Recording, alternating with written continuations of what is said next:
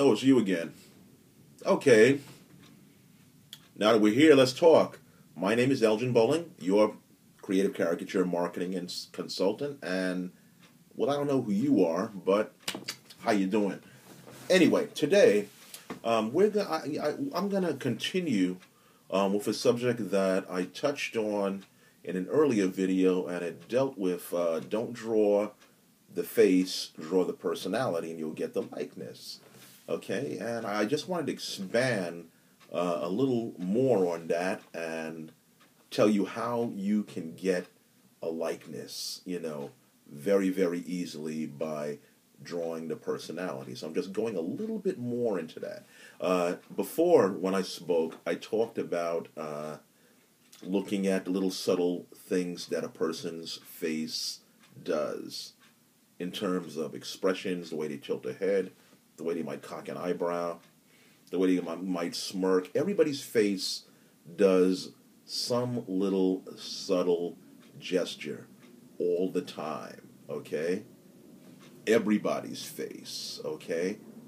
No matter who it is, no matter what their age is. In fact, you'll be able to see that maybe a little more easily on people who are younger, because as we become older, we have a tendency to hide. I guess we get more skilled at hiding, pretending to be something else. Although a very skilled caricature artist can still find that little subtle expression, on a person. But how do you get to that expression, especially when you're drawing caricature at a live event? Well, this is how I stumbled onto that. And it's a skill that anyone can do. I guarantee it. After I tell you this, you're going to say, of course. Just thought I'd do a dramatic pause there. Okay, here's how you do it. But first, let me tell you a story. I'd work with a whole bunch of artists, very, very talented individuals, all of them. But here's what I noticed that a lot of them do. They do this.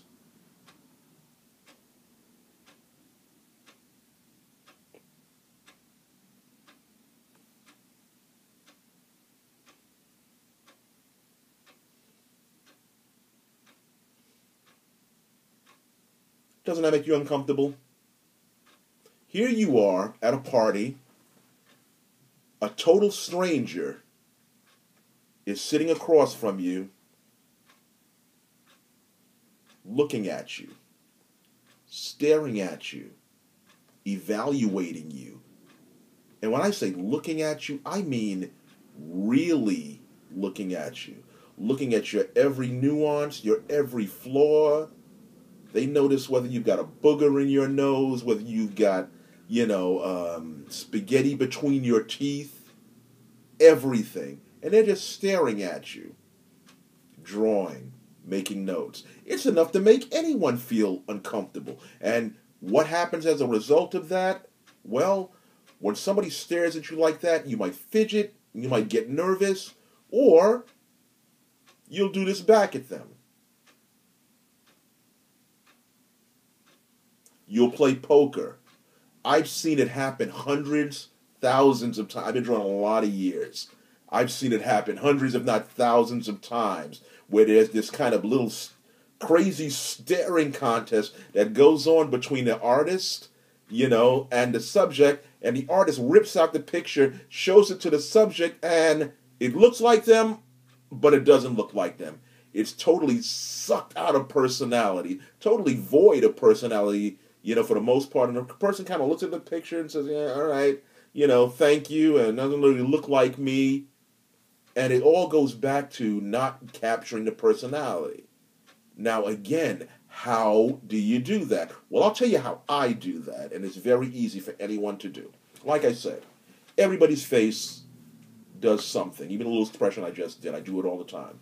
Okay, but the only way for you to find out what a person's face does is to engage them. Simple, right? I mean, when we talk to people in normal conversations, not drawing, not doing anything, when we tell them jokes, when we argue about how the economy is doing, when we complain about our boyfriend or a girlfriend, people's face react, okay? Because you might touch on a subject that hits a responsive chord in them, good or bad, positive or negative. You give energy out, they give energy back. Even if they're just kind of checking you out and keeping you a little bit at a distance, they respond to what you're talking about, and that's how you get those little subtle nuances of expression that appear on their face. That's how you get rid of that poker face. That's how you get rid of that plastic smile. Because most people will either give you that stinky poker face or that stupid plastic smile, that they give when they're taking a picture. You don't want any of that stuff. When you're drawing a person live in caricature, you want to draw that person, you want to draw that personality, and the only way to do it is to talk to them. Now, what do you talk about?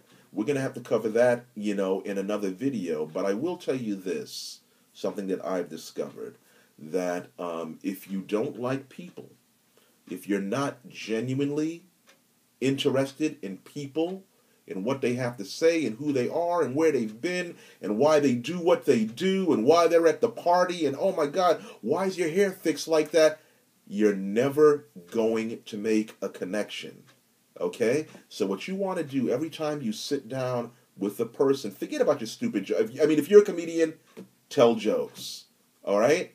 But don't just say the same old stupid things. Get yourself in the habit of talking to a person. And once you get yourself in the habit of doing that, it's going to be a lot easier to do that. You'll find out also, as an added benefit, that when you start talking to people, they'll start opening up.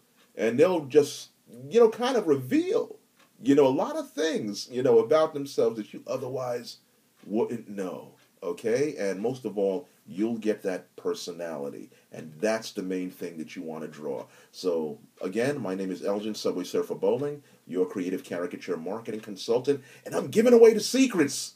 I'm giving away the store on how to make you a better caricature artist. I know.